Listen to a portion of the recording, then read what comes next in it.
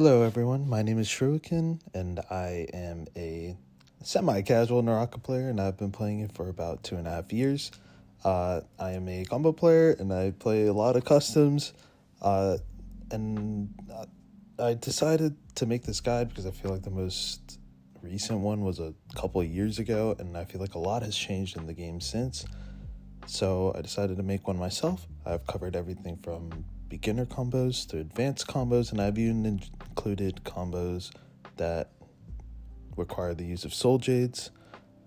I will be first starting with the basics such as grapple bumps and 2-1-1s, and then eventually I will go straight into combos, starting from the most beginner ones to the most advanced ones. If you guys have any questions at all, I will be including my Discord in the description, so feel free to add me or DM me with any questions. Grapple bumps are an essential part of combos, and as you'll quickly learn as you play this game, grapples in general are extremely important. You can use them for movement, you can use them for combos, and you can even do fancy stuff like animation cancels such as that, right? So, to do grapple bumps, we're going to go step by step. So when you uppercut, you're kind of got a delay, and you may be wondering how we end up with getting a focus attack at the end of that. You uppercut, and then instantly cancel it as fast as you can with a grapple on the floor, and you want to aim it basically in this circle that you see displayed under their body. And this will show up even in-game. This isn't just a free training thing. So, the timing for it is a little different for every weapon, so it's something I would highly recommend practicing. And when you want to do it does matter. If you do it too early, generally the buffer window will work for you. But if you do it too late, that blue is not going to connect. So that is something you're going to have to practice. Now, there's another trick to it that I'm going to explain real quick. When you bump, sometimes you may notice that you will get a roll. And this is because you hold W. Now you don't want the roll. So basically, you can do anything except hold W. That is the one rule to grapple bumps: do not hold W. You can hold nothing and it'll work. And you can hold A or D and it'll work. Just do not hold W. And for a lot of things, if you're not sure whether or not you'll roll naturally, there's a couple combos where that may happen. Just hold A or D, whichever is more comfortable for you. Now, for 2-1-1s, there's two methods to doing 2-1-1s. There is the scroll wheel weapon swap version, and there is the sheath version. Now, I'm going to explain the weapon swap version first, because to me that is personally probably the easiest one. What you do is you uppercut. The first step is uppercut and hold right click the whole time. Alright? And while you're doing that, you want to swap to your other weapon, dodge, swap back, all while holding right click the whole time, or whatever your button for verticals may be. Alright? So it's going to look something like this. If you do it fast enough, you won't move anywhere, but in general, sometimes you can allow yourself a little bit of leeway, and sometimes you can move either forwards or backwards depending on if you're holding W or S. You don't have to be holding anything, but if you decide to hold W or S, you can slightly move where you're going. Now, the one caveat with this one is you're kind of locked into only doing R&B attacks out of your 2-1-1s.